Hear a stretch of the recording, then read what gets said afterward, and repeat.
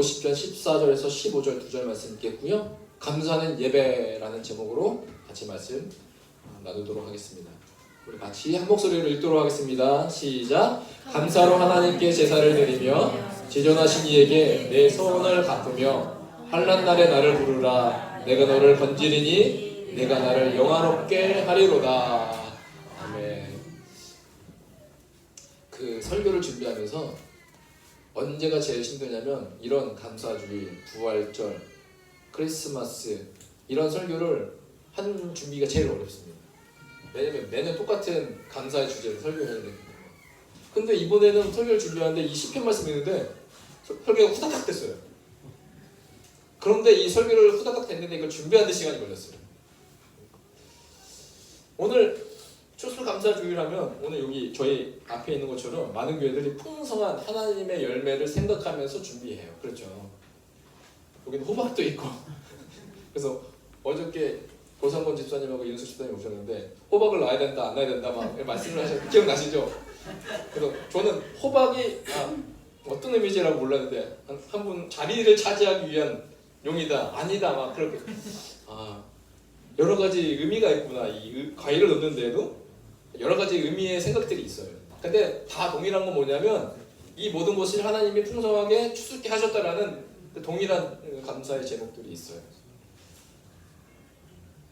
제가요 아프리카에서 이 추수를 경험해 본 사람인데 아프리카에서 제 신학교가 땅이 그때가 2헥타르 정도 됐었나요? 한 6,000평 정도 그때 땅을 사서 신학교를 짓고 그래도 땅이 남아서 한켠에 뭘 했냐면 이 추수를 경험해보자 그래서 심기 시작했어요. 이게 뭔지 아세요? 고구마. 역시 우리 권사님들 고구마. 그냥 고구마 해도 되는데 고구마 맞아요. 이 고구마를 어떻게 키웠냐면 이 부르키나파소 고구마는 흰색이에요. 맛이 그냥 감자예요. 고구마인데 감자예요. 그러면 고구마를 산 이유가 없잖아요. 고구마를 먹고 싶은데. 그래서 저 밑에 나라 코트디부아르에 맛있는 종자가 있다고 해서 어떤 홍교사님이 그걸 잎을 들고 온 거예요. 그래서 그 잎을 자기 마당에 하고 잘 됐어요. 먹어보니까 너무 맛있는 거예요. 그래서 우리가 그 잎을 또 가져와서 저희 신학교 부지에다가 심는 거예요. 이렇게 흙을 이렇게 쌓아서 거기 안에 심어서 뿌리가 이제 가는 거잖아요. 근데 여기 너무 힘들었어요. 왜냐면 땅이 딱딱해져요. 모래같이 부들부들해야 되는데 그렇지 않은 땅이었어요. 근데 열심히 했어요. 그래서 고구마순을 많이 먹었습니다. 잘 안 돼서 고구마순을 많이 먹었는데 이것도 해봤고요. 내가 옆에 있는 선교사님 얼굴은 지웠어요. 이게 뭐냐면 모링가예요. 모링가. 네. 이 모링가를 열심히 또 키웠어요. 그래서 모링가를 이 잎을 먹는 거거든요. 잎에 아주 좋은 성분이 다 들어있어요. 이 모링가. 그래서 가장 힘든 게 뭐냐면 이 잎을 이 가지를 따가지고 오잖아요. 또 이것도 신학교에 심었거든요. 근데 이걸 하나하나 이게 좋은 것만 떼어내는 게 굉장히 힘듭니다.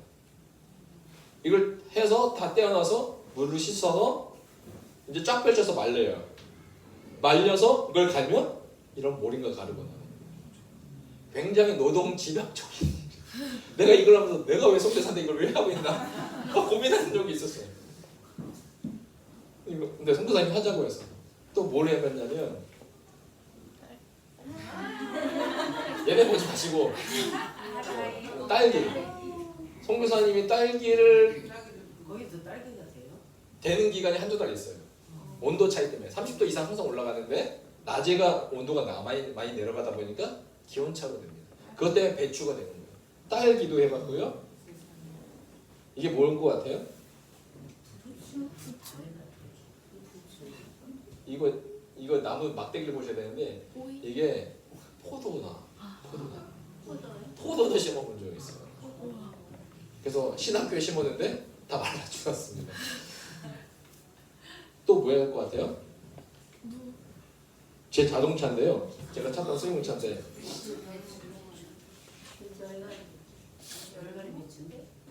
이게 뭘 것 같아요? 우리가 어떤 신을 믿죠? 영어로? 가택신. 가시구나. 여기 저걸 트렁크 한가득 채웠어요. 그래서 집에 와서 절여가지고 이렇게 해서 소금 쳐가지고 이렇게 해서 갓김치를 직접 키워서 먹었습니다. 또 뭘 키웠을 것 같아요? 네, 물이 옥상에 물 키웠잖아요. 네, 물을 이렇게 피웠어요. 심지어 이웃나라 선교사님까지 보내기까지 했습니다. 하도 많이 키워서 일단 우리 선교사님까지 보내자. 왜냐면 뭐가 구하기가 힘드니까 우리가 직접 키워서 선교사님들한테 보내면 선교사님들이 선교 후원금 받는 것보다 더 기뻐하세요. 돈 받는 것보다 더 기뻐하세요. 너무 감사하다고. 목사님 얼굴도 높은데 네. 무가 큰 거지 뭐 하여튼간. 그래서 이 물을 잘라서 깍두기를 해 먹었고요. 그리고 무를 한 종류를 더 심었는데 이런 색깔 나는 무를 키워서 얇게 썰어서 하면 뭐가 되죠? 무쌈. 그래서 고기 먹을 때마다 저걸 색깔 있는 걸로 해서 무쌈을 먹기도 했습니다. 기대가 되네요. 권사님과 저와 한 팀이 되는 것 같았어요. 위에 옥상에서 키우면서 우리는 한 팀이다. 그리고 뭘 키웠냐면 배추 직접 키웠습니다. 배추 이렇게 키웠는데 이게 뭐가 힘드냐면 이거 컸을 때 묶는 게 정말 힘들어요. 허리가 나갈 것 같아요. 근데 이것도 우리 도시에 선교 사역하신 선교사님들 그리고 저기 아비장 다른 나라까지 보내느라고 되게 많이 키웠거든요. 나눠 먹으려고. 그래서 이것을 키웠는데 이게 그 길이 되게 안 좋아서 어떻게 실을 나를 방법이 없어요. 제 차로 어떻게 들어갔어요. 막 쿵쿵거리고 찡찡하고 막 걸리면서 막 차 긁히면서 막 들어가야 돼요. 제 자리 외에는 다 이제 배추로 트렁크로 이렇게 심어서 먹었습니다. 추수한 그 추수의 열매를 경험했죠. 권사님들이 저번 주에 굴을 뽑는 순간 저 뭘 기억했을까요? 부리나파소에서 굴을 뽑았던 배추를 뽑았던. 그래서 아침 6시에 뽑아서 갖고 오면 벌레가 그 배추에 한가득이에요. 근데 그거 씻어내는데 몇 시간이 걸려요. 그리고 다 씻어내서 그거를 이제 소금 뿌리고 하다 보면 밤 12시에 끝났습니다. 그렇게 하루 종일 했던 기억이 나는데요. 추수감사절이라고 제가 이런 걸 보여드리는 거예요. 근데 제가 이번 주에 추수감사 사행시를 저한테 보내달라고 부탁드렸어요. 그래서 보내준 사람 한해서 제가 이 화면을 준비했는데 이은수 집사님 거는 좀 내가 늦게 받아서 설교를 다 만들고 나서 늦게 받아서 그 제가 말씀을 드릴게요. 이은수 집사님이 하신 건데 추운 날씨에 지나온 한 해를 돌아보니 수고를 많이 하셨습니다. 여러분. 감사합니다. 예수님. 사랑의 토부 공동체를 알게 하셔서 행복합니다. 라고 보내주셨어요. 그리고 또 있어요. 미리 보내준 사람은 제가 한번 추워요. 추웠다. 해보세요. 수제비추가 감자탕 사대추가. 나 이거 처음 봤어요. 그래서 내가 이번 주에 설교 준비하면서 인터넷에 구글링해서 추수감사 사행시 딱 쳐서 검색했거든요. 다른 교회는 어떤 게? 근데 막 수상 작품이 있는데 이거는 못 봤어요. 내가 이거는 못 찾았어요. 그래서 야 이게 누구 했냐면 우리 이중관 집사님 하시네요. 이거 넘버원이다. 주님 뭐 감사 이런 거 하나도 안 들어갔는데 우리 웃음을 줬으니까 또 감사한 거예요. 또 있어요? 추석에 수확하며 감사하고 뭘 것 같아요? 사도행전 읽기. 갑자기 사도행전 읽기? 수확하고 감사하면 이제 먹어야 되잖아요. 근데 사도행전 읽기. 너 이거 보면서 정말 은혜가 됐어요. 왜냐면 추석에 수확했잖아요. 근데 사도행전이 뭐예요? 영적인 영혼의 추수일이 있어요. 이거를 생각하고 만들어서 존재예요. 이거는 누가 했냐면 시아가 했어요. 시아가 이것까지 생각하면서 사도행전을 적었는지 모르겠지만 사도행전 읽기. 그래서 오늘 집에 가면 뭐 해야 된다? 사도행전을 읽어야 돼요. 오늘 집에 가면 추수감사절 해야 돼요. 자, 추수감사절은 수확한 음식을 감사와 사랑에 가득한 마음으로 바치는 거예요. 이렇게 나오잖아요. 이게 누가 했냐면 주와. 우와. 그리고 한 번 더 있습니다. 마지막 추가하고 싶은, 더하고 싶은 거죠. 추가하고 싶은 수학의 일련의 감사는 사랑의 교회로의 인도하심입니다. 사랑의 토목교회로. 네, 사랑의 토북교회로 인도하심입니다. 우리 정주희 집사님이 하신 거예요. 그래서요, 오늘 저에게 이 사행시를 보내주신 분은 주의자님께서 이렇게 직접 글씨를 엽서에 써서 여기 붙였거든요. 끝나고 가져가시면 되겠습니다. 자, 오늘 제가 솔직히 그 설교를 딱 준비하고 정주희 집사님의 추수감사 사행시를 딱 보는데 오늘 설교랑 일맥상통한 부분이 흘러가는 게 있었어요. 감사는 뭐였냐면 인도하십니다 라는 것을 보면서 감사는 인도하심입니다. 오늘 말씀, 이 감사는 인도하심입니다 라는 생각하면서 오늘 본문을 들어가면 오늘 세 가지를 나누고 싶은 게 뭐냐면 첫 번째 감사는 뭐예요? 하나님께 제사를 드리는 것이다 라고 말하고 있어요. 시편 50편 14절 보니까 감사로 하나님께 제사를 드린다. 감사로. 시편 50편 23절 감사로 제사를 드린 자가 나를 영화롭게 한다. 시편 100편 4절 감사함을 그의 문에 들어간다.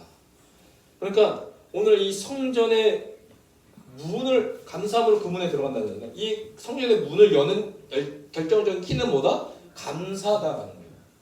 이 감사함 없이는 예배의 장소로 갈 수 없다. 예배를 드릴 수 없다라는 것입니다. 그래서 감사는 우리의 입술의 고백으로 끝나지 않는다는 거예요. 내가 그냥 감사합니다. 주님 감사합니다. 우리 입술의 고백으로 하는 것 같죠? 그런데 그것으로 끝나지 않는다는 겁니다. 감사는 바로 하나님께 제사를 드리는 것이다. 이 생각을 가지면 우리가 감사하는 그곳마다 모든 것이 하나님을 예배하는 장소가 되는 겁니다. 즉 감사가 없는 예배는 있을 수 없다는 거죠.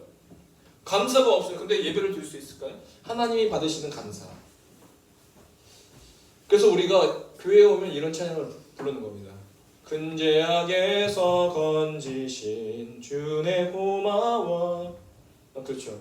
그 은혜에 감사 고마운 마음으로 주 앞에 나가는 것, 그것이 하나님 받으시는 예배다라는 것입니다. 그래서요, 하나님이 원하시는 제사는 감사인데 이 제사를 위해 필요한 것이 무엇입니까? 잘 보세요. 제사를 위해서 필요한 필요품이 있어요. 준비물이 있어요. 그게 뭐예요? 제물이죠.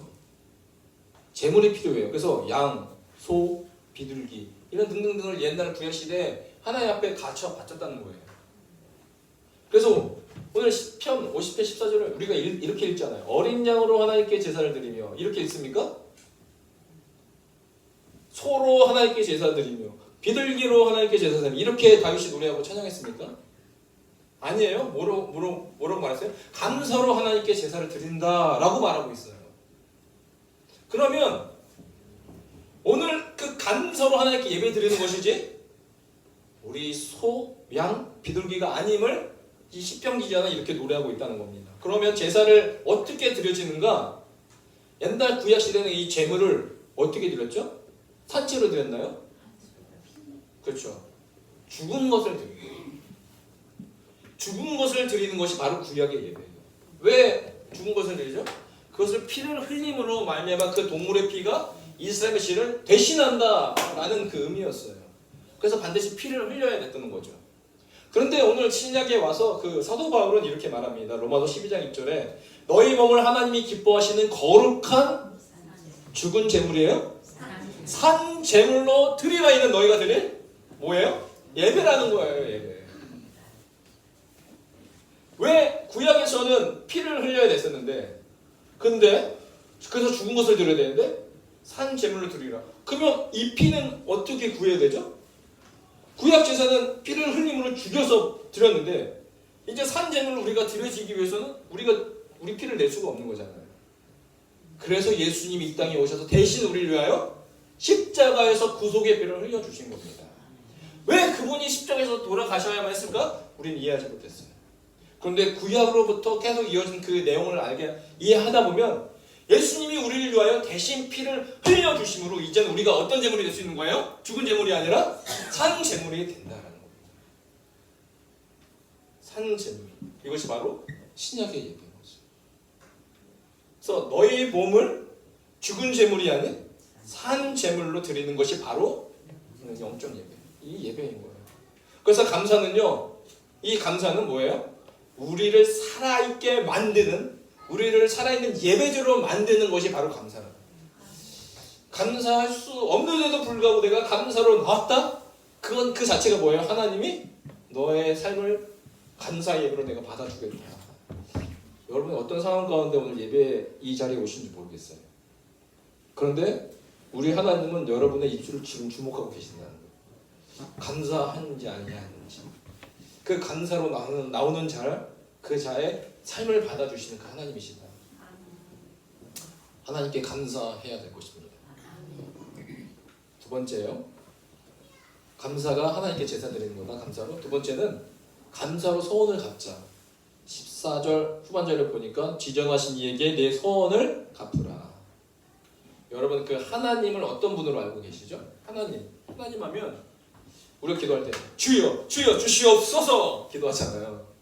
하나님 건강 주세요. 하나님 우리 자녀에게 하나님 직장 주세요.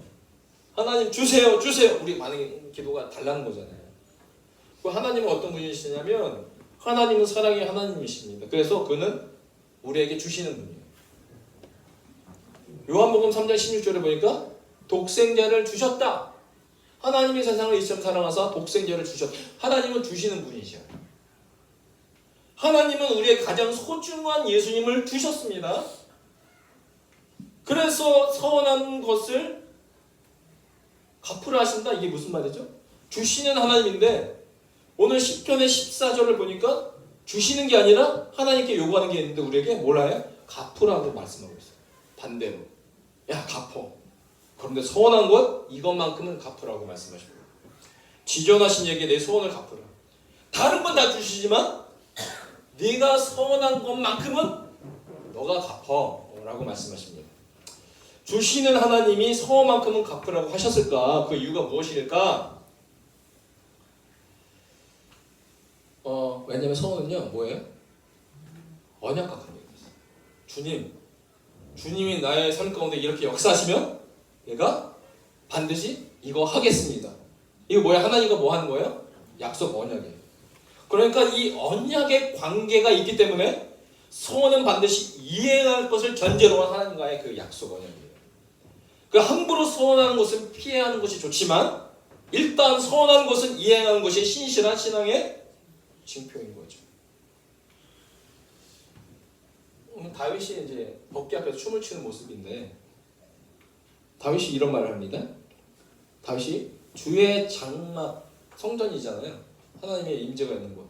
주의 장막에 머무를 자와 주의 성산에 사는 자. 주의 장막에 머무를 자가 누구며 주의 성산에 머무를 자가 누구입니까? 라는 그 조건에 대해서 그가 말하고 있어요. 하나님의 임재가 있는 가장 거룩한 그 교회, 성전, 그 장막에 머무를 자가 누구이죠? 라고 물어보고 있어요. 라고 할 때 여러 가지 이유가 있지만 그 중에 한 가지 이유를 다윗은 이렇게 말하고 있습니다. 15편 4절. 그의 마음에 선한 것은 해로울지라도 뭐예요? 변하지 아니하며 이 선이 내게 정말로 유익하지 않아. 해로워요. 그런데 그럴지라도 뭐 하라는 거예요? 그거 지키라는 겁니다. 하나님 앞에 갚으라는 거예요. 그러면 자 선을 통해 알 수 있는 것은 무엇이냐? 서원을 갚는 삶은 뭐예요? 결국 서원을 갚는 삶은 뭐예요? 바로 주의 장막, 주의 성산에 거할 수 있는 자의 자격 조건이다라는 겁니다. 그 서원을 내가 지킴으로 말미암아 하나님 앞에 늘 몸부림쳐야 돼요. 내가 이거 해로 내가 너무 지키기가 어려워. 그런데 그것을 하나님 앞에 지키고자 약속했기 때문에 매일매일 몸부림치는 겁니다. 그런데 그 몸부림치다 보니까 어떻게 돼요? 하나님 앞에 더 가까이 가게 됩니다. 그래서 즉 서원을 지키며 살아가는 것은 뭐와 연관이 있어요? 예배의 자의 삶과 또한 연관이 있는 거예요.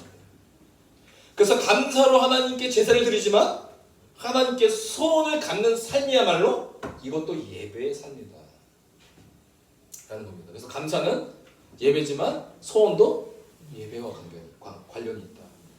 자, 세 번째 15절인데 환난 날에 나를 부르라 내가 너를 건지리니 내가 나를 영화롭게 하리로다. 자, 감사로 환난 날에 하나님을 부르라라고 말하고 있습니다. 우리는 살면서 누구나 환난 날을 경험합니다. 우리 권사님들 이야기를 들어보면 이 앞에서 계시는 권사님들 이미 모든 우리가 겪어야 될 모든 고난과 환난과 수난을 다 이미 다 겪어오시고 지금 이 앞자리 제일 앞자리에 앉아 계세요. 근데 우리는 그 환난과 고난을 지금 통과하고 있는 중일 수도 있어요. 또한 어떤 환난인지 모르지만 또 만나게 될 거예요. 우리는 누구나 환난 날을 경험하게 됩니다. 이걸 경험하지 않으면 이게 좋은 것도 아니에요. 요즘에 곱게 자란 아이들, 엄마 아빠가 다 해준 아이들 이런 게 있대요. 실제적으로 다 엄마가 다 해주니까 백업 해주니까 수가 신청도 엄마가 해주고 막 다 해준대요. 근데 대학교를 갔잖아요. 그러면 애들이 다 알아서 할 것 같죠. 근데 그렇게 자란 애들은 곱게 자란 애들은 학교에 가서 이제 점심시간에 식당에서 밥을 먹는데 혼자 먹는 거예요. 어떻게 할까요? 엄마 나 혼자 밥 먹어. 학교로 와줘. 그래서 엄마가 학교까지 와서 대학교에서 같이 밥을 먹는 거예요. 이게 과연 좋은 삶입니까? 그러니까 우리 안에 부족함이 있고 결핍이 있고 안 되는 것이 있고 그리고 환난이 있고 고난이 있는 것 결국은 되돌아보면 그때는 힘들었지만 우리를 좋은 길로 이끌 때가 너무나 많다는 거예요. 근데 하나님이 이걸 아셔서 그걸 사용하셔요. 근데 그때 우리의 입술을 지켜보고 계셔요. 그걸 어려운 때 너가 감사할까 안 할까? 근데 환난의 날에 하나님께 부르짖으라 라고 말하고 있어요. 자, 환난 날에 공중에 부르라고 하는 게 아니에요. 아이고 못 살겠어요 라고 부르짖지 말라는 거예요. 너의 그 환난 날에 시선을 하늘을 향해서 누구를 향해 부르라? 하나님 향해. 하나님 나 못 살겠어요 말하더라도 하나님 향해서 말하라는 거예요. 그 나의 환난을 말할 대상이 누구냐? 내 옆에 있는 사람이 아닌 하나님 향해서 부르짖으라 라는 거예요. 그러면 내가 너를 건지겠다는 겁니다. 이것도 언약이에요. 약속이에요. 내 선한 것을 갚으라고 주님이 말씀하시죠? 주님이 언약한 것 그럼 누가 갚을까요? 하나님이 갚으십니다. 우리가 갚는 게 아니에요. 그러면 하나님이 이 환난 날에 건져주실 것을 약속하셨기 때문에 그 약속을 이행하시는 것은 하나님의 역사입니다. 그러니까 이 환난 날을 경험했을 때 우리가 그 믿음으로 감사하며 하나님께 부르짖으면 이제 뭐 하는 거예요? 하나님이 그 환난 날에 나를 건지실 것을 그것을 간증이라고 하죠. 그것을 이제 경험할 날만 남은 거죠. 여기까지는 환난 날에 나를 부르라 내가 너를 건지리라 우리는 여기까지 알고 믿고 기도하고 있습니다. 근데 더 놀라운 사실이 뭔지 아세요? 놀라운 이야기는 이 환난 날에 내가 하나님께 찾고 부르짖는 것이 기도하는 것이 결국은 내가 나를 영화롭게 하려로다. 하나님의 영광이 되고 하나님의 영화롭게 하는 게 뭐예요? 나 지금 힘들어 죽겠는데 하나님 나 도와주세요 라고 하나님을 부르짖는 게 하나님을 영화롭게 만듭니다. 이게 믿어지세요? 근데 하나님은 나를 영화롭게 하는 거예요. 나 너무 힘들어서 하나님 향해서 나 살려주세요 내가 지금 부르짖고 있는데 그러면 하나님이 약속하십니다. 내가 너를 건지겠다. 그 건지는 역사를 통해서 하나님의 기적이 때로는 필요하고 하나님의 놀라운 손길이 필요합니다. 결국은 하나님이 살아계십니다. 내가 그 하나님을 뭐 하겠어요? 자랑하겠죠. 결국은 하나님만이 영화롭게 되는 거죠. 우리의 삶의 환난 풍파 이때가 어떤 기회예요? 기회로 삼아야 돼요. 나 이때가 하나님을 영화롭게 만들 수 있는 기회구나. 내가 하나님을 자랑하겠어. 하나님께 부르짖겠어. 그 기회로 삼으시길 바라겠습니다. 그것이 하나님이 우리 가운데 요구하시는 삶이다.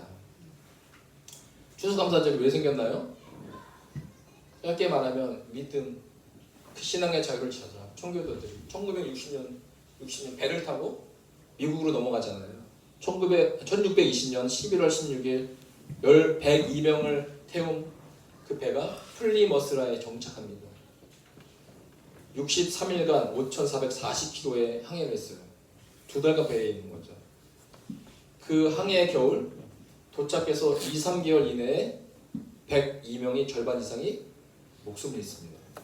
혹독하고 춥고 어렵고 생존한 청교도들은 남은 사람들이 땅을 개간하고 씨를 뿌리고 가꾸어 여름과 가을에 기대 이상으로 넘치는 추수를 하게 됐습니다. 추수를 했어요. 그 죽은 이들이 얼마나 생각날까요? 살았더라면 이 놀라운 추수를 같이 먹고 누릴 수 있을 텐데. 그런데 그들이 결단한 게 있습니다. 1661년 가을 하나님께 뭐 했어요? 첫 추수 감사를 드렸어요. 그들은 하나님을 영화롭게 했습니다. 그들의 어려운 가운데서도 감사절을 지켰습니다. 그래서 추수 감사절은 죽음의 시간 끝에 감사를 드린 거예요. 사실은 말씀에 의하면 이것이 하나님을 영화롭게 한 것이었습니다. 오늘 추수 감사절을 통해 하나님만 우리는 영화롭게 해야 될 줄로 믿습니다. 환난 날이 우리 삶에 찾아온다면 그것을 기회로 삼자. 어떤 기회요? 하나님을 영화롭게 하는 그 기회. 그래서 환난 날의 감사는 하나님을 영화롭게 한다. 결국 하나님을 영화롭게 하는 삶은 어떤 삶이냐? 바로 예배의 삶. 그렇잖아요. 하나님을 영화롭게 하는 게 바로 예배잖아요.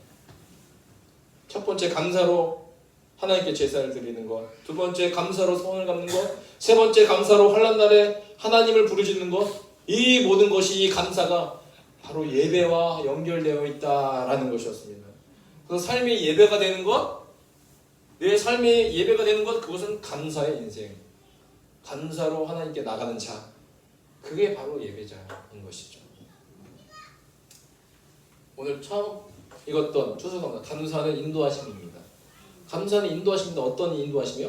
우리의 예배의 자리의 삶으로 인도하시는 것이 바로 감사입니다. 환난 날에 저를 보면 이렇게 별로 환난이 없을 것처럼 보이시잖아요. 불이 나빠서 10년 동안 살면서 저는 겪어봐야 될 환난을 다 겪어봤어요. 교통사고도 크게 2번, 마지막이군요 하나님, 이렇게 고백했던 적이 2번 있었거든요. 그런데 살아났습니다. 사람의 모략과 거짓말, 저에 대한 거짓말이 다른 나라까지 퍼지고 저를 죽이겠다고 했던 사람들도 생겨서 사람들을 보내서 막 저를 정담시키고, 근데 그 중에 이 말씀을 준비하면서 그 환난난 때 내가 어떤 삶을 돌이켜 살았나 봤더니 한 가지 기억에 남는 이벤트가 있었어요. 사건이 있었어요. 바이블 타임이라는 사역할 때였어요. 일부러 가렸어요. 저분 때문에 어려운 험한 길을 가기 때문에. 바이블 타임이라는 것이 이 책자가 있는데요. 생명의 삶처럼 이것을 매달 읽어 나가면 1년에 1독을 할 수 있는. 그러니까 아프리카에 가장 필요한 게 무엇일까요? 이들은 성경을 못 읽거든요. 성경을 보급하자라는 마음이 늘 있었는데, 성경을 읽히는 것에 대한 마음이 늘 있었는데, 이분이 동아프리카에서 사역하고 있는데 이 바이블 타임을 되게 많이 보급하고 읽히고 있었어요. 근데 이분이 확장을 하고 싶은 거예요. 서부 아프리카까지.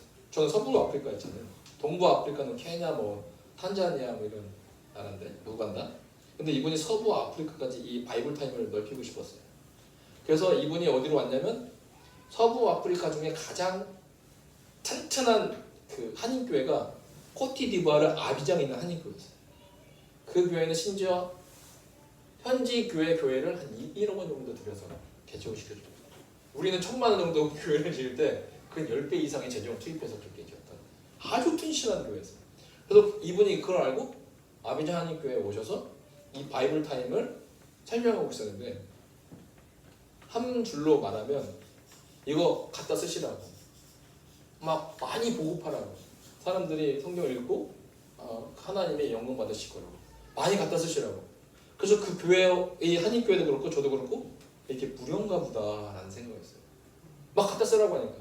근데 이분이 이렇게 확장하고 싶어서 지나친 욕심에 정확하게 꼼꼼하게 말씀하지 않았어요.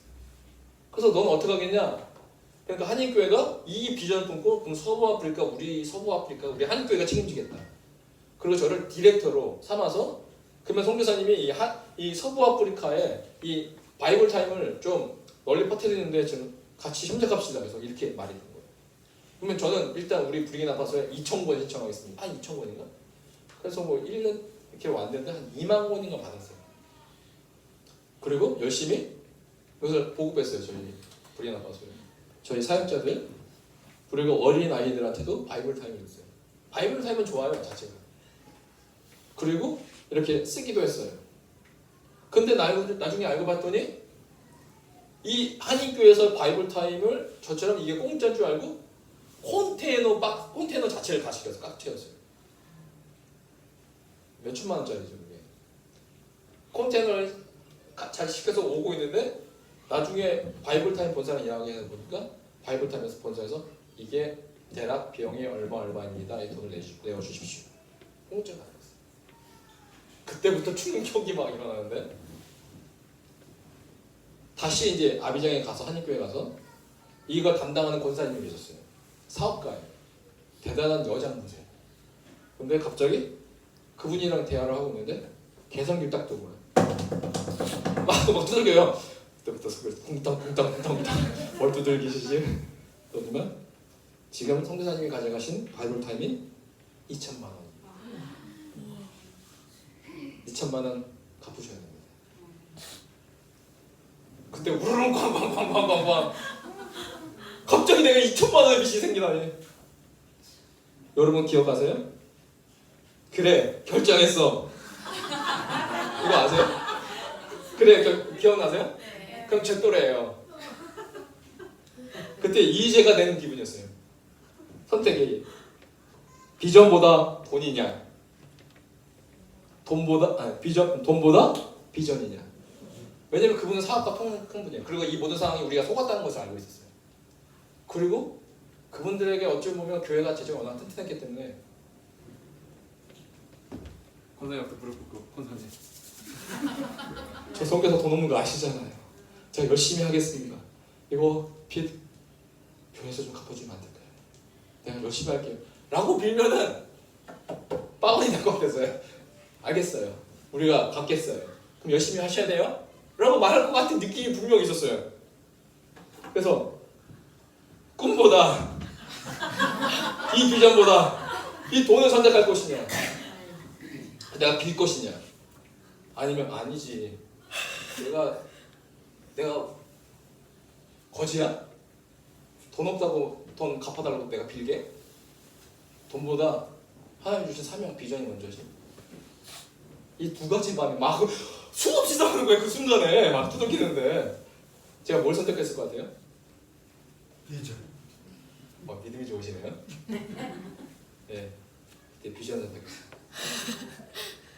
권사님, 그 막 두들기면서 2천 뭐 그냥 말만 하면 되는데 나 이해하는데 계산기까지 두들기면서 내가 보여주니까 너무 당황스러운 거예요. 내가 거지도 아니고 내가 믿는 하나님이 2천만 원 없어서 근데 내가 2천만 원 맞아본 적이 없거든요. 2천만 원이 없어서 못하실까? 그때 말했어요. 권사님, 제가 갚을게요. 내가 돈 생길 때마다 갚을게요. 바이블 타임 내가 아프리카산 팔게요. 사지도 못해요. 아프리카산 돈이 없어서. 갚을게요. 하고 그 자리에 말하고 다시 부르기나파서 돌아갔어요. 그때 2천만 원 어떡하지 하고 돌아갔어요. 근데 놀랍게도 그때 뭘 했냐면 부르기나파소에서 한인 예배를 시작했어요. 믿지 않는 한 아저씨가 한국 아저씨가 사업하는 아저씨가 저한테 오더니 예배 드리고 싶어요. 한인 예배하면 안 될까요? 근데 제가 철칙이 뭐냐면 나는 절대 한인교회 안 한다. 난 선교사지. 한인교회 안 해. 라는 철칙이 있었는데 그분이 믿지 않는 영혼 한 영혼이 돌이키는 것이 얼마나 소중할까라는 마음이 그때 막 드는 거예요. 그래서 알겠어요. 일주일 기도한 후에 그분한테 우리 한인교회 할게 오세요? 그러니까 그분이 그 다음 주에 안 왔어요. 안 왔어요? 그리고 그분과 같이 살았던 한 여자 집사님이 계셨는데 그 집사님이 문을 열면서 어머 하나님의 응답이에요. 그래서 그분이 들어왔어요. 왜 엉뚱한 응답이 저분이 뭐 같이 촉주 예배를 드렸어요. 오후 4시에 드렸거든요. 오전에는 이제 한인 예배, 그러니까 현진 예배 드리고 현진 예배 드리고 뭐 30도 40도 되는 그 예배 가운데 예배 드리고 오면 이미 탁진이 너무 힘들어요. 근데 또 집을 청소하고 자리 세팅하고 저녁 준비하고 예배 딱 드리면 이미 막 너무 힘든 상태였어요. 그런데 그렇게 예배를 시작했어요. 그러다가 제가 있었던 지역이 가장 선교사님끼리 분란이 많았던 지역이었어요. 너가 가면 내가 안 가, 너가 가면 내가 안 가, 이런 분이 계셨거든요. 근데 결론은 그분들이 다 오셔서 예배 드렸어요. 모든 가정이 다 와서 예배 드리기 시작했어요.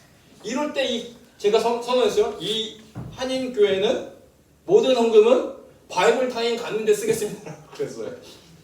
우리를 위해서 먹고 마시는 게 아니라 바이블 타임을 위하여 모든 재정을 다 쓰겠습니다. 동의하시면 제가 한인교회 하겠습니다. 모두가 동의했어요. 그래서 모든 헌금은 바이블 타임 가는 데 썼어요. 그리고 갑자기 까마귀들이 날아오기 시작했어요. 갑자기 좁은 길 교회라는, 제가 이 교회라는 이름을 들어본 적도 없고 찾아본 적도 없고 전에 알아본 적도 없는 교회 갑자기 큰 돈을 탁 보내줬어요. 너무 깜짝. 이게 큰 돈이라 하면 제 기준에 큰 돈이에요? 몇 천만 원 아니라 몇 백만 원 왔어요. 딱 전화했더니 갑자기 교회에 뭐 행사에서 돈이 생겨서 그냥 보냈대요. 그리고 또 지금 이 자리에 앉아 계신 분이 후원을 해주시게 됐어요. 이분이 이때 당시에 기도를 하는데 저를 몰랐는데, 부인 앞에서 몰랐는데 갑자기 하나님의 막 마음을 주신 거예요. 자기도 모르는데 막 기도하게 시작했대요. 정규리 집사님이에요.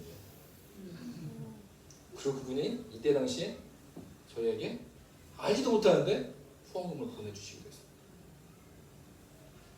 아무도 상관없는데 사람들이 이렇게 사용하셨어요. 그리고 나서 저희 교회가 개척하지도 않았잖아요. 뭐 제가 그때 당시에 토북교회를 지을 거란 생각을 하지도 못했죠. 근데 오늘 그분이 이 자리에 앉아 계시다. 그리고 제가 기도 편지 적었어요. 2018년 5월 11일. 제가 기도 편지인데 그 두 번째 장에 보면 제목을 빚의 반, 탕, 갑 받았습니다. 두 가지 의미예요. 탕, 갑 받았습니다. 탕감 받았다고 하니 저희 빚이 있다는 이야기인데 사실 저희에게 2천만 원 정도의 사역 빚이 있었습니다. 그 빚은 바이블 타임 성경 보급 사역 때문에 생긴 빚이었습니다. 부르기나파소에 성경을 보급하고자 바이블 타임을 신청했는데 처음에는 바이블 타임을 무료로 주는 곳으로 이해하고 시작했다가 나중에 책값을 지불해야 함을 알게 되었습니다. 그러나 이렇게 시작한 것도 하나님의 뜻이라 믿고 성경 보급에 나서게 되었습니다. 그렇게 성경을 보급하면서 빚을 갚아 나가기 시작했는데 작년 1년간 어떻게 갚을 수 있었는지 모르겠지만 여러 차례 걸쳐 1천만 원의 빚을 갚았습니다. 사실 저희 생활비도 빠듯한 상황인데 하나님이 갚게 하셨다라고만 말할 수밖에 없도록 저희를 이끄셨습니다. 일단 모든 돈이 들어오는 것 우리 생활비도 안 쓰고 다 냈어요. 애들 학교 보내는데 너무 힘들었어요. 올해 들어서 여기저기 모은 100만 원의 돈을 함께 바이블 타임 사역을 하는 아비장 한인교회에 보내고 연락을 드렸더니 1,100만 원 갚은 겁니다. 드렸더니 전화하셔서, 그랬더니 이제 권사님 전화하신 거예요. 선교사가 돈을 어떻게 갚을 수 있느냐는 것이냐며 물어보셨습니다. 큰 후원자가 있으세요? 막 자기도 믿기지 않도록 선교사 돈을 갚아요. 자기 선교사가 돈을 받아본 것도 처음이고. 그럼 큰 후원자가 있으세요? 아니요, 없는데요. 제 돈 다 드린 건데요. 갑자기 돈 생긴 거 다 드린 건데요. 라고 말씀을 드렸어요. 그래서 저희에게 여러 가지 루트로 돌아온 후원금 빚을 갚는 데 전부 사용했음을 말씀드렸습니다. 그럼 나머지는 그분이 말하는 거예요. 그만 보내라고. 여기까지만 받으시겠다고 뜻하지 않게 남은 빚을 탕감해 주셨습니다. 처음에는 어떻게 갚나 했는데 1년 만에 1,100만 원을 갚게 하시더니 올해는 탕감의 은혜까지 받게 하셨습니다. 하나님 저희 가정에 또또또의 역사를 이루셨습니다. 탕갑 받았습니다. 고난의 순간에 하나님께서 가만히 있지 않았어요. 모든 빚을 다 털어냈어요. 그러고 났더니 저희의 통장에도 모든 게 없어요. 2달치 제 월급이 그때 300만 원이 안 들어왔거든요. 2달치 월급. 지정 지출이 100만 원 이상씩, 가만히 있어도 100만 원 이상씩 나가는데 돈이 하도 없어가지고 정말 힘들었는데 그때 누굴 보내주셨냐면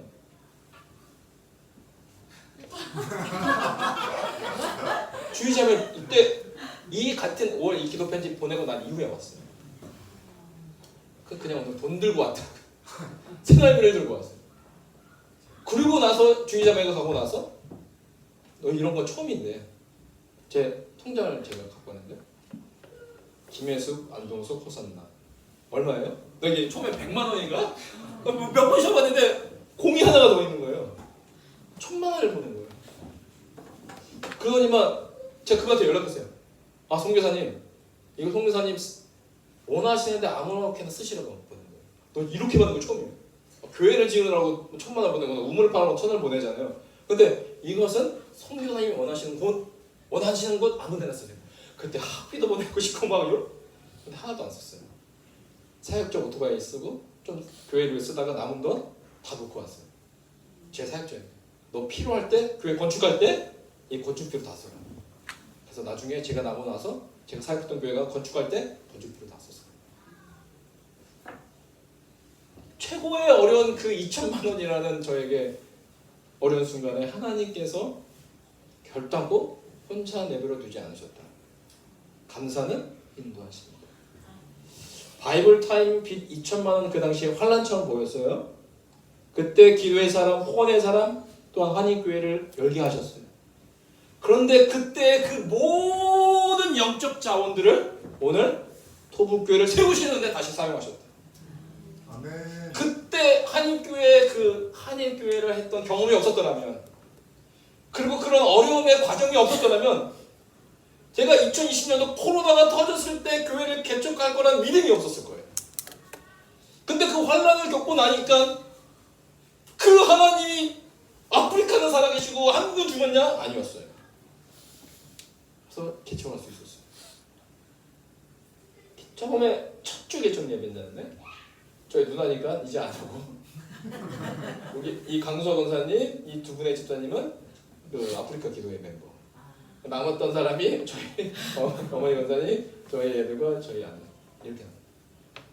그런데 놀라운 사실은요, 제가 단일 기도하면서 이 단일 기도에 사람이 더 많이 나와. 단일 기도회 때요, 참여하는 교회가 16,000교회예요. 그러면 한 4-50만 명이 참여하거든요. 놀라운 성령의 역사인데 저한테 문자가 왔어요. 저한테 작은 교회들 후원하니까 신청서 한번 내보라고. 300교회를 선택해서 200만 원씩 주겠다고. 딱 봤는데 우리 교회보다 더 어려운 교회 있겠지. 난 신청 안 할래 하고 안 했어요. 근데 알고 봤더니 참석하신 분도 알겠지만 이 300교회에 200만 원씩 지원한다는 소리에 3,300교회가 지원했어요. 300교회에 200만 원이면 6억이잖아요. 그럼 66억이 필요한 거예요. 그런데 그 목사님이 말하기를 이 3,300교회 그 지원서를 보니까 다 구구절절하대요. 그런데 참여교회 5분의 1이 지원한 거죠. 근데 놀라운 건요, 이런 모든 환난과 고난과 어려운 순간에서 하나님이 공급하시는 것을 경험하고 나니까 모르겠어요. 이것을 이 교회 매달 임대료 관리비 하면 나간 돈이 뻔하잖아요. 그리고 송교비까지 됐으니까. 그런데 2020년 4월 19일 첫 예배부터 하나님께서 뭘 허락하셨냐면 재정적인 독립으로. 마이너스가 한 번도 난 적이 없어요. 첫 개척부터 지금까지 마이너스 난 적이 없어요. 심지어 그해 8개월과 4월부터 12월까지 8개월 동안 성교비를 828만 3,182원을 썼어요. 그러니까 매달 성교비만 100만 원씩 보내는 거예요. 당연히 저희 월급은 하나도 없었고. 그런데 이렇게 썼는데도 잔액을 살펴보니까 792만 7,903원이 남았더라고요. 그 중에 가장 큰 감사가 뭔지 아세요? 어떻게 코로나 때 개척하셨어요? 라고 하면 제가 감사를 표현하는 게 있는데 뭐냐면 코로나 때 성도가 줄어본 적이 없는 최초의 교회, 한국의 최초의 교회가 바로 토북교회입니다. 왜? 코로나 때 개척했으니까 사람이 안 오니까 일단 제로부터 시작했으니까 우리는 코로나 때 줄어본 적이 없는 감사한 교회입니다.